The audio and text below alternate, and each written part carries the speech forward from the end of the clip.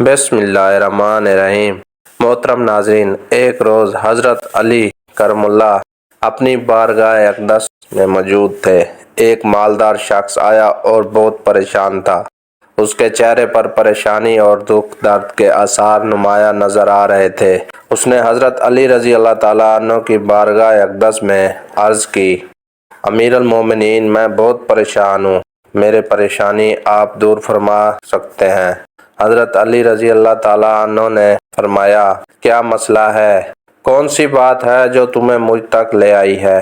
اس مالدار شخص نے عرض کی، امیر المومنین، میں اپنی پیاری بیٹی کا رشتہ کرنا چاہتا ہوں، پھر ڈر جاتا ہوں کہ میری بیٹی کہیں دکھ اور تکلیف اور پریشانیوں میں مبتلا نہ ہو جائے۔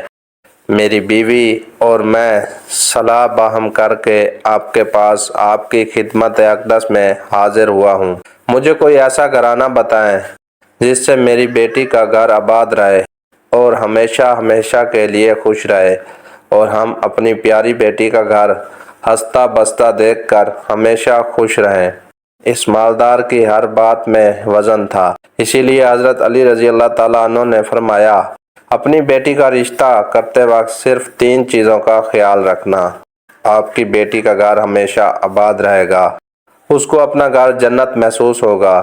آپ رضی اللہ تعالیٰ عنہ نے فرمایا، باپ کے گھر میں بیٹی تو ملکہ ہوتی ہے، اور باپ اس لیے تو فکر مند ہوتا ہے جب بیٹیاں باپ کے گھر میں جوان ہو جاتی ہیں، باپ کو اپنے گھر کی 4 دیواری چھوٹی لگنے لگ جاتی ہے، تاکہ اس کی بیٹی کو کبھی بھی گرم ہوا بھی چھو کر نہ گزرے۔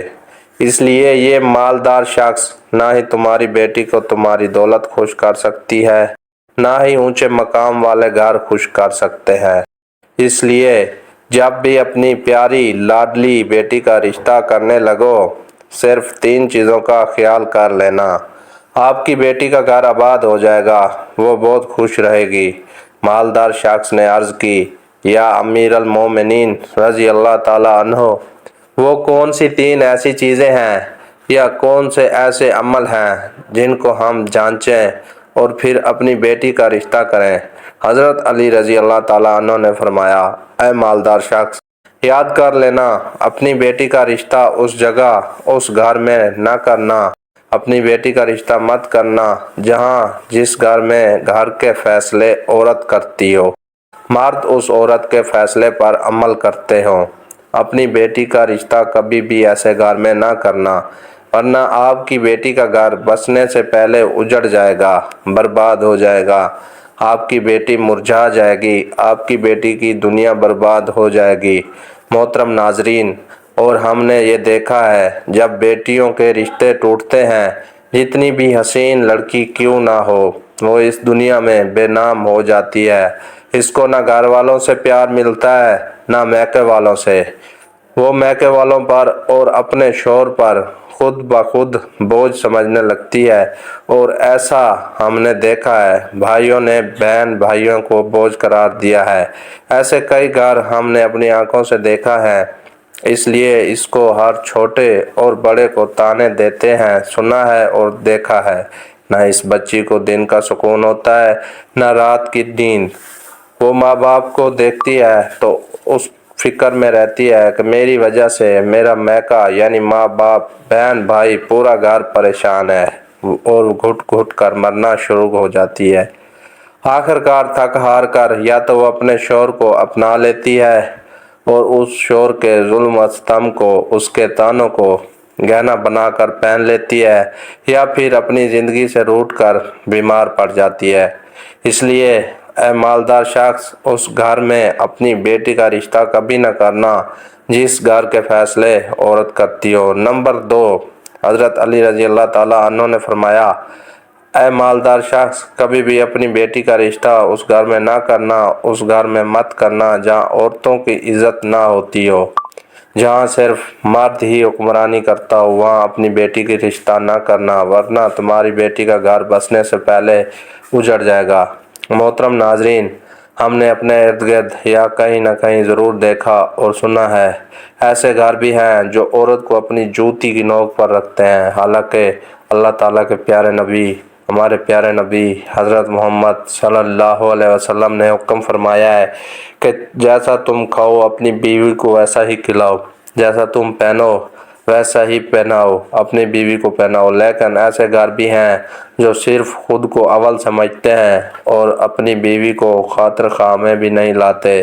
ایسے شخص بھی ہیں جو اپنی بیوی کو ظلم و ستم کر کے خوش ہوتے ہیں اور کہتے ہیں ہم نے اپنی برادری میں اپنا نام اونچا کر لیا ہے، حالانکہ وہ بھول میں ہیں، وہ اپنا نقصان کر رہے ہیں، کیونکہ میرے حضور اقدس صلی اللہ علیہ وسلم کے سنت پر وہ عمل پیرا نہیں ہوئے ہیں، وہ اپنے لیے عذابوں کا گڑھا کھود رہے ہیں۔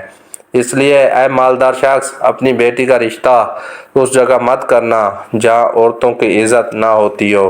حضرت علی رضی اللہ تعالیٰ عنہ نے فرمایا، اپنی بیٹی کا رشتہ اس جگہ کرنا جہاں اس کا خاوند اپنی بیوی کے ساتھ نرمی، خوش خلقی اور حسن سلوک کے ساتھ پیش آئے، جو اپنی بیوی کے حقوق ادا کرنے میں کسی قسم کی غفلت اور کوتاہی نہ کرے، جو اپنی بیوی کا اس طرح ہو کر رہے کہ کسی اجنبی عورت پر نگاہ نہ ڈالے، جو اپنی بیوی کو اپنے عیش و عشرت میں برابر شریک سمجھے، جو اپنی بیوی پر بھی ظلم و ستم اور کسی قسم کی بے جا زیادتی نہ کرے، جو اپنی بیوی کی خوبیوں پر نظر رکھے اور معمولی غلطیوں کو نظر انداز کرے، جو اپنی بیوی کی مصیبتوں اور بیماری اور رنج و غم میں تیمارداری اور وفاداری کا ثبوت دے، جو اپنی بیوی کو پردہ میں رکھ کر عزت و آبرو کی حفاظت کرے، جو اپنی بیوی کو ذلت و رسوائی سے بچائے رکھے،